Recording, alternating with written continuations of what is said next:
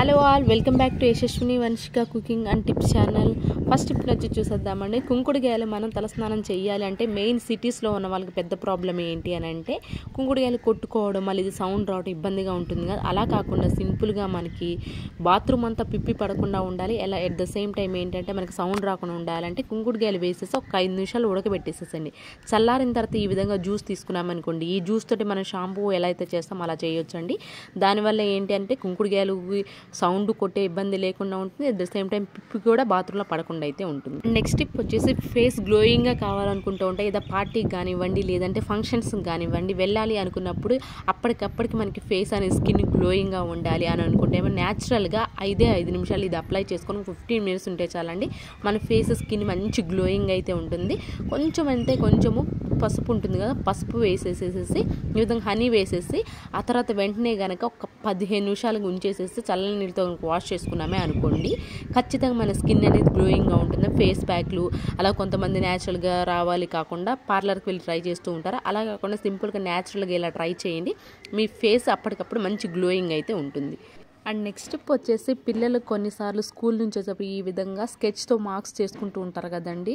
కొన్ని యూనిఫామ్స్ మీద అయితే అస్సలు పోవు. సింపుల్గా మనం ఎక్కువ కష్టపడకుండా నీట్గా క్లీన్ అవ్వాలి, మనకి స్కెచ్ మార్క్ పడిన మార్క్ కూడా ఉండకుండా ఉండాలి అని అనుకుంటే మాత్రం సింపుల్గా ఈ విధంగా అయితే ట్రై చేయండి.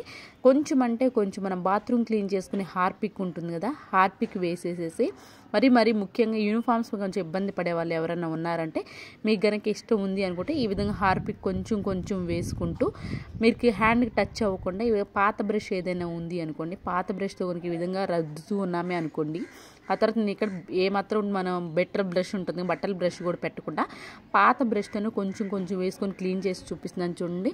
పిల్లలకి ఏదో ఒక టైంలో యూనిఫామ్స్ మీద స్కెచ్ మార్క్స్ పడుతూ ఉంటాయి కదా, అలాంటప్పుడు మనం ఎక్కువ చేయి పెట్టి రుద్దాల్సిన అవసరమే లేకుండా సింపుల్గా మనకి మరకలు అనేవి కనిపించకుండా ఉండాలి అని అనుకుంటే మాత్రం ఈ విధంగా ట్రై చేసి చూడండి. ఖచ్చితంగా మీకైతే వర్క్ చూపిస్తున్నాను చూడండి. ఇందాక చూడండి స్కెచ్ మార్క్స్ లైవ్లో చూపించాను, ఇప్పుడు చూడండి కొంచెం కూడా మార్క్ అనేది లేకుండా అయితే ఉంటుంది. ఈ సింపుల్ ట్రిక్ ఎవరికైనా ట్రై చేయండి, ఖచ్చితంగా వర్క్ అవుతుంది.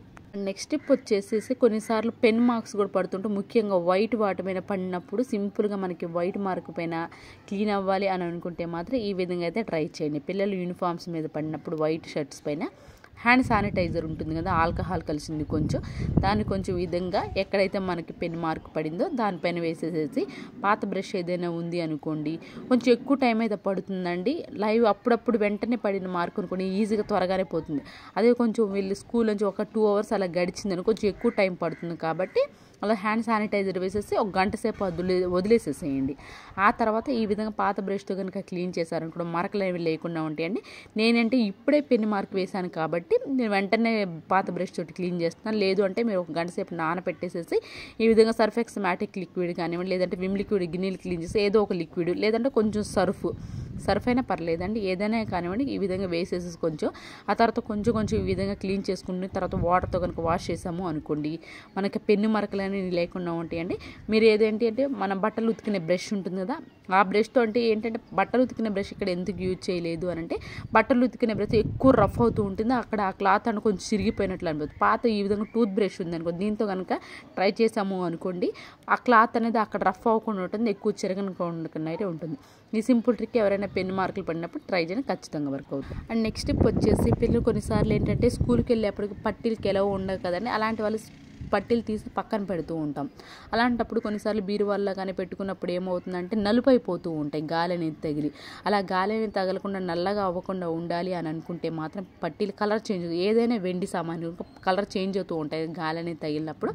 అలా తగలకుండా ఉండాలంటే ఈ విధంగా ఇలాంటి పర్స్ అనేది వస్తూ ఉంటుంది గోల్డ్ షాప్లో.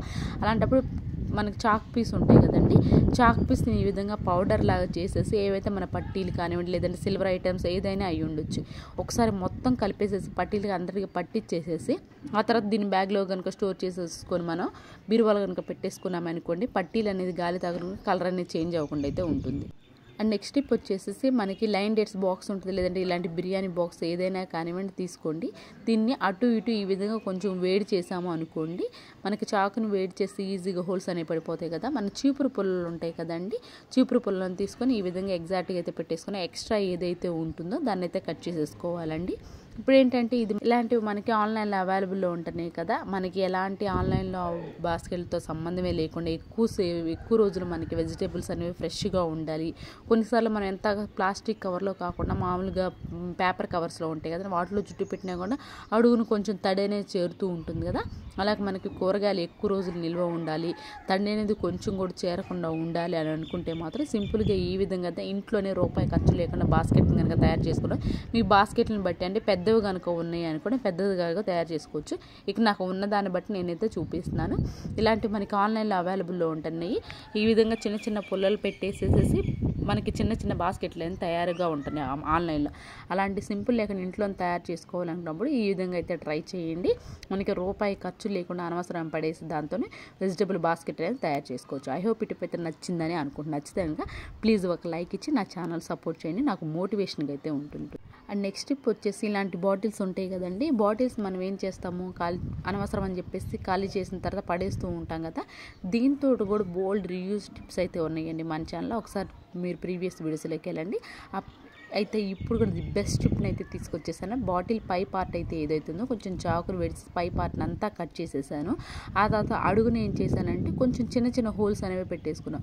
మనం షింకులో గిన్నెలు కడిగేటప్పుడు ఏమవుతుంది అంటే అన్నం ఫుడ్ పార్టికల్స్ ఏమన్నా ఉన్నా కానివ్వండి, లేదంటే టీ పౌడర్ ఏదైనా ఉన్నా కానీ ఆ విధంగా షింకులో కనుక వేసేసాము అనుకోండి, ఏమవుతుంది మన షింక్ అంతా బ్లాకేజ్ అవుతూ ఉంటుంది కదా. అలా కాకుండా ఈ విధంగా ఒక చిన్న బాటిల్తో కనుక తయారు చేసుకుని కనుక పెట్టేసాము అనుకోండి, ఈ విధంగా మనకు వచ్చిన వాటర్తో సహా దానిలో వేసేసామనుకో, అడుగును మనం హోల్స్ పెట్టాం కాబట్టి చిన్న చిన్న హోల్స్ పెట్టేసుకుని వాటర్ వరకు వెళ్ళిపోతూ ఉంటే ఫుడ్ పార్టికల్స్ ఏమైనా ఉన్నా కానీ దానిలో ఆగిపోతూ ఉంటాయి కాబట్టి మనకు షింకర్ బ్లాకేజ్ అనేది లేకుండా ఉంటుంది. అండ్ నెక్స్ట్ టిప్ వచ్చేసి ఇలాంటి కవర్స్ మనం డీమార్ట్స్ కలా వెళ్ళినప్పుడు వస్తూనే ఉంటాయి కదా, మనం ఎప్పుడైనా ట్రై చేయొచ్చు. చాలా స్ట్రాంగ్ అయితే ఉంటుంది, కొంచెం థిక్ లేయర్ అయితే ఉంటుంది కదండి. దీన్ని ఏం చేస్తాము అని చెప్పి కొంతమంది అనవసరం అని చెప్పేసి పడేస్తాం, కొంతమంది డస్ట్బిన్ కవర్స్ కూడా యూజ్ చేస్తూ ఉంటారు కదా. అయితే ఇప్పుడు దీన్ని ఇలా కొంచెం వెజిటేబుల్స్ పెట్టుకోవడానికి కవర్ లాగా అయితే ఉపయోగించుకోవచ్చు అండి. ఇదేంటి అని అంటే మనకి కొంచెం థిక్ లేయర్ ఉంటుంది కాబట్టి త్వరగా తడి అనేది చేరకుండా ఉంటుంది, వెజిటేబుల్స్ కూడా త్వరగా పాడవకుండా ఛాన్స్ అయితే ఉంటాయి. ఐ హోప్ టిప్ కూడా నచ్చిందని అనుకుంటున్నాను. అండ్ నెక్స్ట్ టిప్ వచ్చేసి ఇలాంటి బాస్కెట్ కనుక అవైలబుల్లో ఉంది అనుకోండి, కార్డ్బోర్డ్స్ని మనం ఏం చేస్తాం, చెప్పులు కానివ్వండి షూస్ కానీ కొనుక్కున్నప్పుడు వీటిని అన్నిటిని కూడా చెప్పులన్నీ వాడేసుకున్న తర్వాత అనవసరం కొంతమంది డస్ట్బిన్లో పడేస్తూ ఉంటారు. అయితే దీన్ని కూడా బోల్డ్ అండ్ రీయూజ్ టిప్స్ అయితే తీసుకొచ్చిస్తానండి. మనం ఇలాంటి కిచెన్లో వాడుకునే ప్లేట్స్ కాకుండా ఇలాంటివి మనం ర్యాక్స్లో పెట్టుకుంటూ ఉంటాం డైనింగ్ టేబుల్ దగ్గర.